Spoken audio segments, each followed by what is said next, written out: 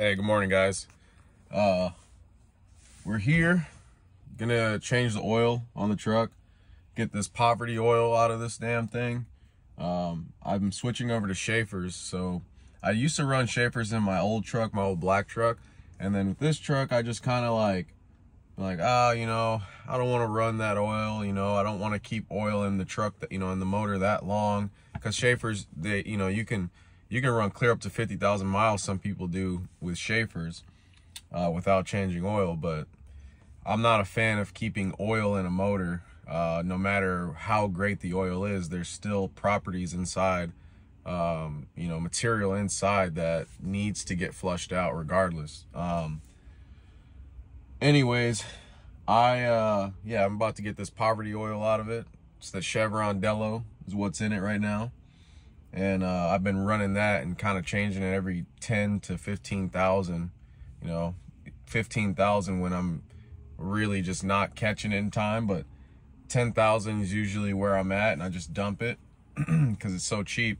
But now we got Schaefer's, and I'm probably going to run Schaefer's out to comfortably 15, and I'll probably just run it out to 20 because it's really not that expensive. It's expensive, trust me, it's expensive. But when you think about how expensive these motors are, and if you can do everything to protect it, it's not that expensive. So I'll probably run confidently 15, and then between the 15-20,000 mile mark, I'll probably be like, all right, time to change it out. Anyways, I got 12 gallons right now, and throw 11 in this thing, and yeah, guys, I'll bring you guys along and just show you the process. Stay tuned. Here's one tip you guys might not know when you're dealing with flatbeds or trailers that have the option. I usually deflate the suspension, and then I release my tractor brakes so the trailer can release all of its air. And when it does that, it starts to push the truck forward. So I let it do all that, and then I'll set the brakes again, and then I'll drop the landing gear, because a lot of times when you leave trailers, especially loaded, when you leave them with the suspension up and you drop the landing gear and you pull away, over time it's going to lose air and then start putting a lot of pressure here on this landing gear. It'll all that movement that it'll be doing, it'll be absorbing it all here in the landing gear. So what we do to prevent that is we'll let all the air out of the trailer, let it sit flat, and then throw the landing gear down so it has nowhere to go. And I'm doing that when I'm empty. So I would definitely do that when I was loaded. That's just a good habit to get into. A lot of dry vans don't even have the option to dump the air, so I wouldn't even worry about it. But if you got a flatbed, I know they got, for the most part, a lot of them have the option to dump the air.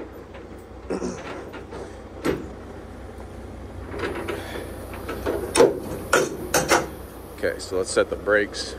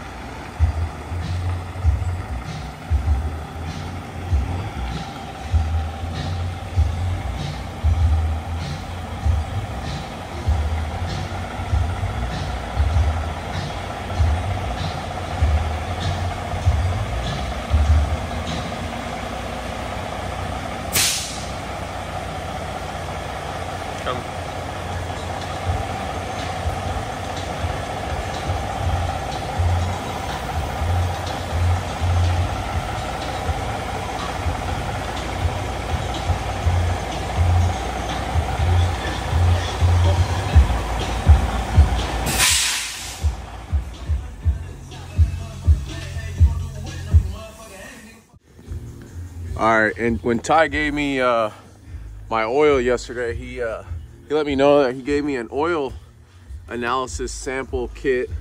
So I'm hoping it's in here. What's this? Yeah, so I'm gonna be able to send this in to Schaefer's.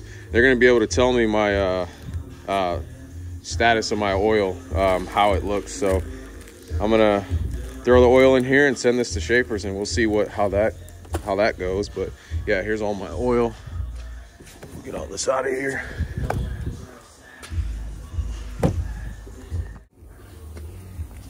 All right, we got oil draining. If you don't have one of these oil bolt valves, man, it's so simple and easy. I love that thing.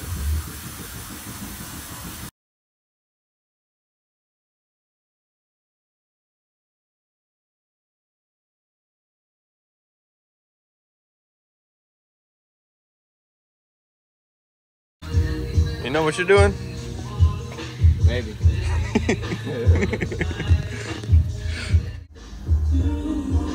Only the best. No more poverty oil in this bad girl.